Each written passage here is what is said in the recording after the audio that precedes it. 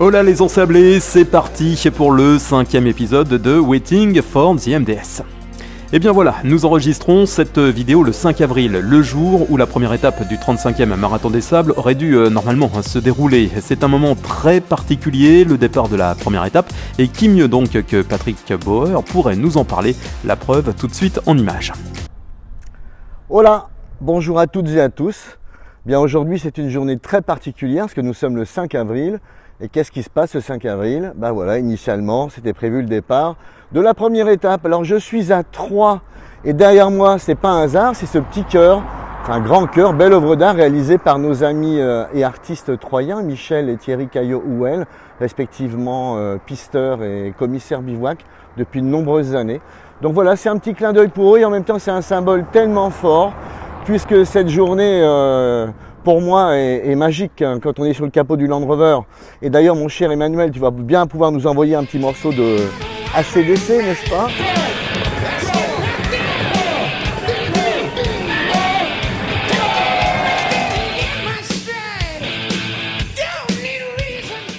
Alors je me suis rasé pour ce départ de course, j'en ai gardé un petit peu quand même, voilà. On s'amuse un peu, on a que ça à faire le matin dans la glace en se rasant. Donc voilà, ce cœur magnifique, c'est un beau symbole. Également parce que c'est une course qui nous réunit avec beaucoup de valeur, on en a déjà parlé. Et il y a aussi une petite vidéo que je vais vous montrer, enfin Emmanuel va faire suivre tout ça. Et ça c'est vraiment plein de joie, c'est un ballon d'oxygène, c'est le clip que nous avons réalisé il y a quelques années. C'est notre ami Romain Sépulcre qui l'a réalisé, c'était magnifique. C'est le Happy Desert, évidemment, avec la musique de Pharrell Williams, vous connaissez ça bien. Donc voilà, je pense pour vous mettre un petit peu en appétit, vous montrer à nouveau ce que c'est que le MDS, ce que c'est que cette ambiance, ce que c'est qu'au milieu du désert, danser au milieu de nulle part, en gravissant les montagnes, en étant sur le bivouac. Voilà, la bonne humeur, l'humour, le partage, la solidarité encore une fois. Voilà pour cette journée magique. Donc voilà, je vous laisse aujourd'hui et je vous dis à demain, à très vite. Salut!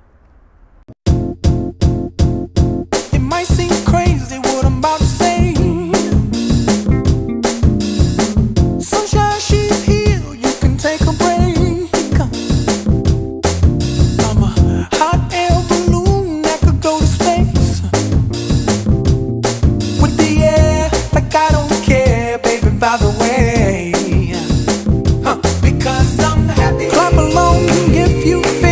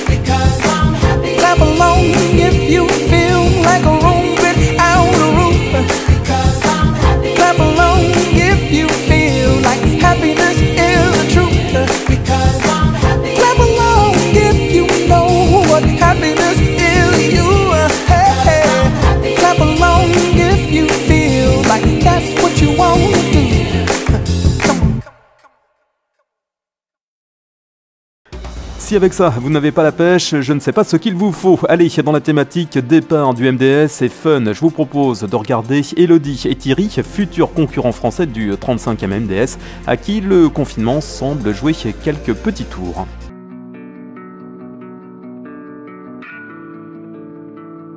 On y est là, c'est parti, je suis tellement contente de faire ce marathon des stables avec toi Maïsis. Oh là là, qu'est-ce que c'est bon. On ferme, Fénélis. Je crois que j'ai rien oublié. Tu peux me passer ma barre s'il te plaît? Merci. Et par contre, il va falloir penser à bien s'hydrater, hein, ça c'est sûr. Vu comment ça tape là. Here we go, il n'y a plus qu'à. On est super méga chaud. Voilà. Belle énergie, je suis content parce que pour l'instant il y a un déroulé et un météo qui est rendez-vous. Bah merci Patrick hein, parce que Patrick Bauer c'est quand même quelqu'un de dingue et ah là là. Allez c'est parti, go.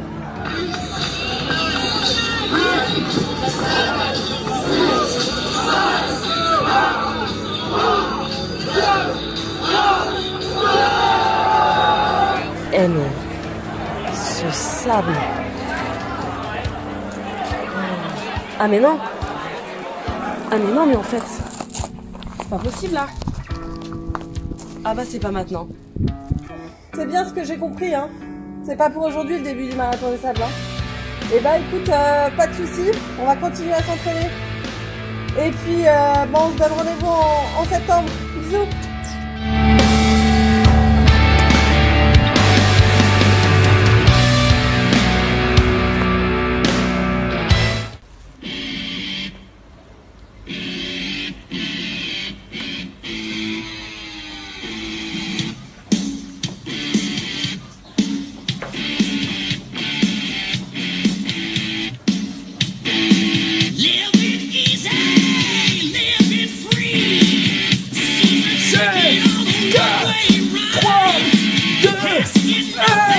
C'est parti!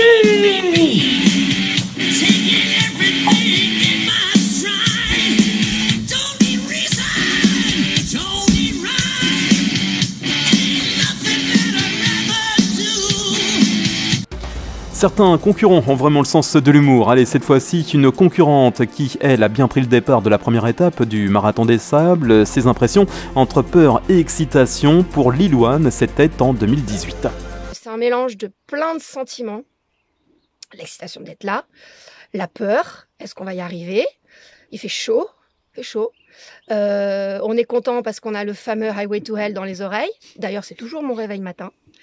C'est un mélange de plein de choses. Il y a les 2 hélicoptères qui passent au-dessus de nous, donc c'est un peu waouh, un peu Star Wars, un peu on est au fin fond du désert. Il y a les 4x4, les bénévoles. On ne sait pas trop où on est. Ça fait 2 jours qu'on est là. Excusez-moi, on sait qu'on en chier. Et la première épreuve en général, c'est le cas. Mais je pense pareil, le sentiment qui prédomine, c'est on est juste heureux d'être là. Donc le marathon des sables, je crois qu'il y a peu d'abandon. Parce que déjà on est là et qu'on s'est entraîné toute l'année, qu'il y a eu tellement de sacrifices en amont qu'on n'abandonne pas. Et c'est parce qu'on est tellement porté par le désert, vraiment le désert qui est là, qui nous porte. Pour moi, c'est comme une personne. Par les bénévoles qui sont là, et franchement, jamais on les remerciera, jamais assez. Et par tous les amis de la tente, que le marathon des sables, c'est que du positif.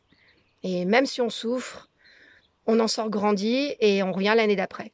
D'ailleurs, peut-être en bénévole pour moi en 2021. Merci Lilouane, et c'est tout ce qu'on te souhaite, une superbe édition 2020, il y a un passage du côté des bénévoles en 2021 pour voir un petit peu comment ça se passe de l'autre côté de la barrière. Mathieu nous explique d'ailleurs le dispositif de sécurité mis en place au PC Course. Alors bonjour à tous, je vais vous présenter le rôle du PC Course sur le Marathon des Sables. Alors le PC Course, c'est le poste central de l'organisation. Il est vraiment le garant de la sécurité des concurrents et du bon déroulement de la course.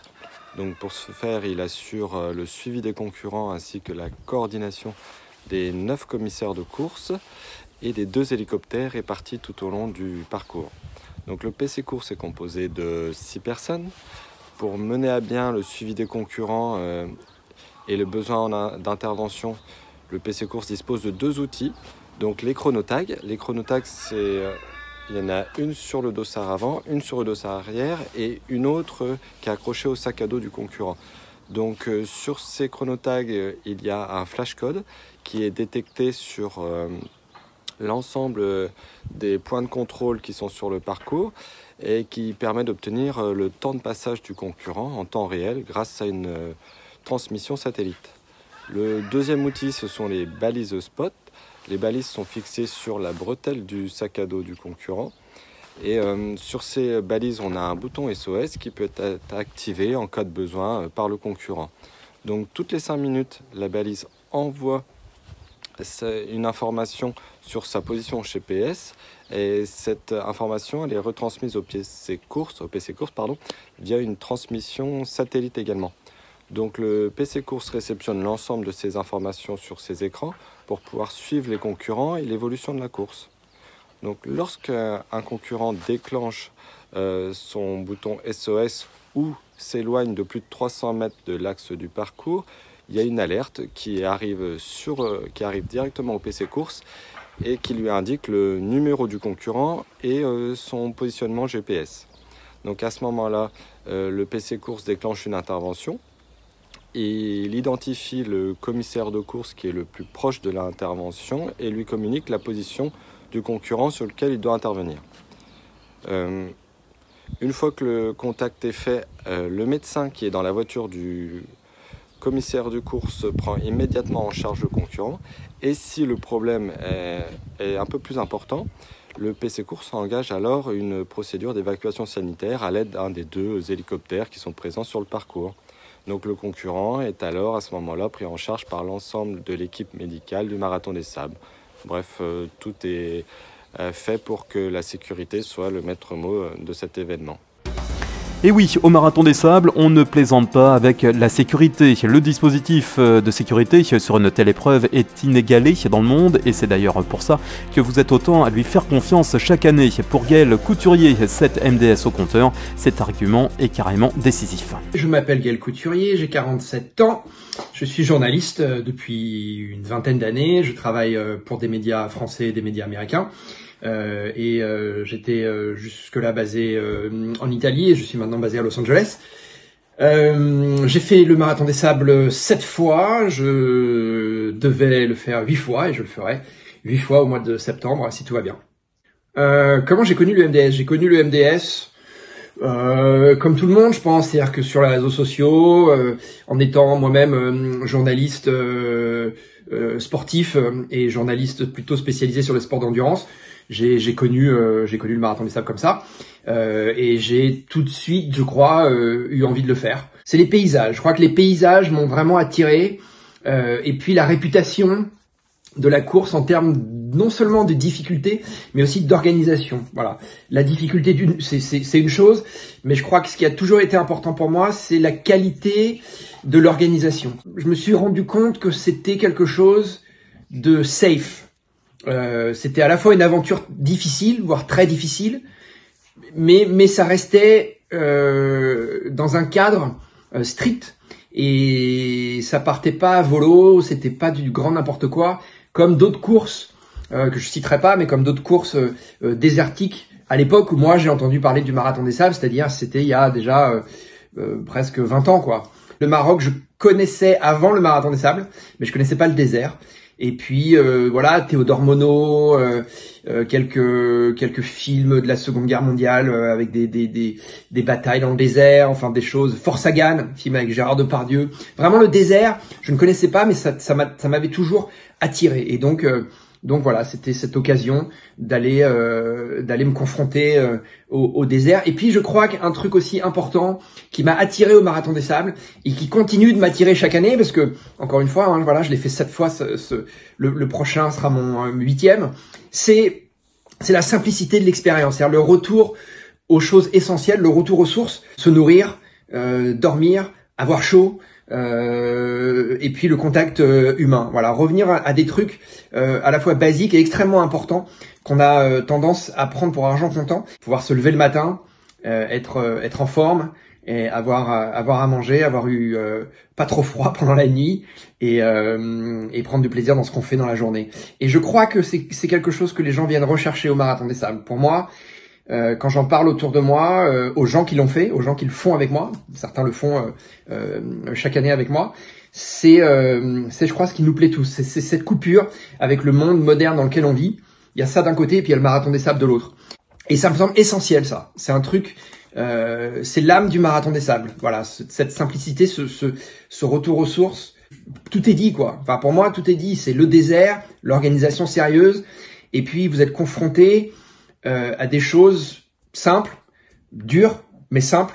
C'est un bon check-up en fait. Pour moi, le Marathon des Sables. C'est-à-dire chaque année, c'est un peu le check-up de l'année, quoi. C'est un peu l'endroit, l'événement où on va être un peu mis à l'épreuve. Ça me ramène à ma condition humaine, basique et naturelle, simple, et ça me fait du bien en fait. C'est-à-dire que le Marathon des Sables, chaque année, c'est quelque chose. J'en reviens évidemment fatigué physiquement, parce qu'il faut pas se le cacher, c'est une course très difficile, même si c'est pas la course la plus difficile du monde, c'est une course très difficile, il faut bien se préparer, sinon c'est sûr que ça va pas bien se passer. Et puis, dans la tête, pour moi, c'est un reboot, quoi. C'est quelque chose, je me vide la tête et je reviens. Mais vraiment, c'est quelque chose qui est profondément, j'y crois vraiment très fortement. C'est-à-dire quand je reviens en France après le Marathon des Sables, je suis lavé. Je me suis séparé de plein de choses stressantes. J'ai vraiment j'ai fait le vide. Je me suis lavé, quoi. Vraiment, ça m'a, ouais. Et ça, c'est un bien incroyable. C'est presque indescriptible. Et surtout, ça se trouve nulle part ailleurs. Enfin, je trouve ça dans aucune autre course. C'est aussi lié à la durée de l'événement, je pense. Parce que voilà, vous faites un ultra, ça dure 20 heures, ça dure 40 heures. Bon, mais en même temps, voilà, ça dure 2 jours maximum, quoi. Hein, un 100 miles en montagne, ça dure 2 jours maximum, 2 jours de nuit maximum. Le Marathon des Sables, c'est une semaine, hein. Et donc, ça vous laisse le temps, hein, un peu comme un serpent qui mue, hein, de laisser votre vieille peau, et puis de retrouver, de vous régénérer. Voilà, c'est le verbe que je cherchais tout à l'heure. Pour moi, le Marathon des Sables, c'est une façon de me régénérer chaque année à l'arrivée du printemps.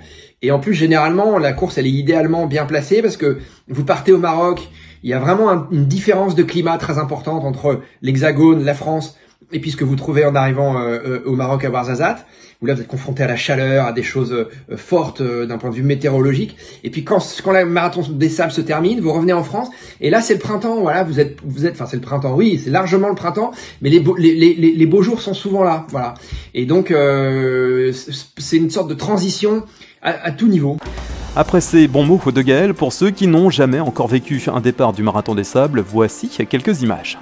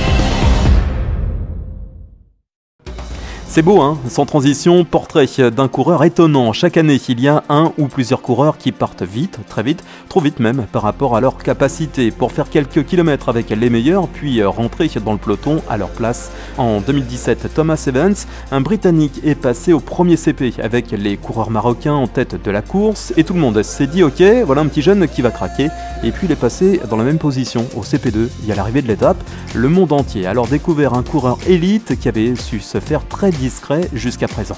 I remember years ago, I went to a friend's house, had a nice barbecue that evening, went to bed, woke up in the morning, I went on a run, and then came back in and everyone was watching the James Cracknell Marathon des Sables documentary. I remember seeing it then thinking, wow, I've never heard of this, this looks amazing. Definitely on my bucket list of something to do in the future. It's still an incredibly surreal experience, and I have been thinking about it a lot recently. I was lucky enough to be part of the Walking with the Wounded team, who had a real mixture of athletes. From myself to Duncan Slater, who's a double leg amputee who completed the race in 2017. Just a whole complete plethora, a different mix of runners. Well, being in the military has really helped my mindset and my attitude when approaching these races, as a lot of times you've got to dig really deep and sort of find that inner strength to continue going, which throughout my military training and my military career, I've really been able to hone on those skills. So when things do get hard, you're able to just get your head down and crack on and to give all you can give at every stage in your career, but then also during the race. So I wake up every morning and my Marathon des Sables trophy sort of sits on my desk just in front of my bed. As I've looked at it every morning and still can't believe that it's true.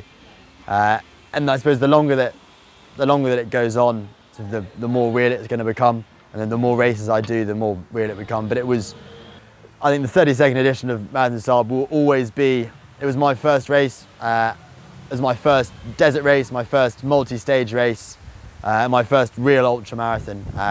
And I will remember that race for the rest of my life. Et oui, on veut bien le croire Thomas, hein, que tu te souviendras de cette épreuve toute ta vie. Bravo encore à toi. Direction cette fois-ci le sud de la France pour quelques minutes avec Florence Autrive, pour qui confinement ne veut pas forcément dire farniente sur le canapé. Bonjour à vous tous. Aujourd'hui aurait dû être un grand jour, le départ du 35e Marathon des Sables au Maroc. Malheureusement, la vie en a décidé autrement et l'organisation a pris la sage décision de reporter cette course. Comme vous tous, à l'annonce de ce report, ça a été vraiment un crève-cœur pour moi. Ça fait des années que je rêve de participer au Marathon des Sables, depuis sa création. Ça fait des mois qu'on se prépare tous, qu'on essaie de maintenir la forme. Ce sont des sacrifices personnels, familiaux, financiers pour arriver à cette participation. Mais il faut garder le point positif, c'est qu'on va pouvoir se préparer en pleine saison estivale, en pleine chaleur. Donc on arrivera déjà avec un petit peu d'acclimatation à la chaleur. J'ai la chance d'habiter à 15 km de la mer, notamment dans le sud-est de la France, à côté de la Grande Motte. Donc ça sera préparation sable en pleine chaleur, en conditions réelles. Et pour ma part, je continue ma préparation avec renforcement musculaire, home trainer et quelques tours autour du pâté de maison pour faire tourner un petit peu les jambes et garder la forme. Surtout garder le moral parce que le confinement c'est compliqué pour tout le monde. Je vous souhaite une bonne préparation, prenez soin de vous et je vous donne rendez-vous en septembre au Maroc dans notre terrain de jeu favori, le grand bac à sable du désert marocain. Bye, prenez soin de vous. Pas de soucis Florence, on sera tous là avec toi en septembre. Je vous rappelle d'ailleurs que le 35e Marathon des Sables, c'est du 18 au 28 septembre et l'organisation vient d'ouvrir 100 nouvelles places. C'est le moment ou jamais d'en profiter. En attendant, je vous souhaite plein de bonnes choses. On se dit à demain pour le 6e épisode de Waiting for the MDS. Sur ce, ciao les ensablés.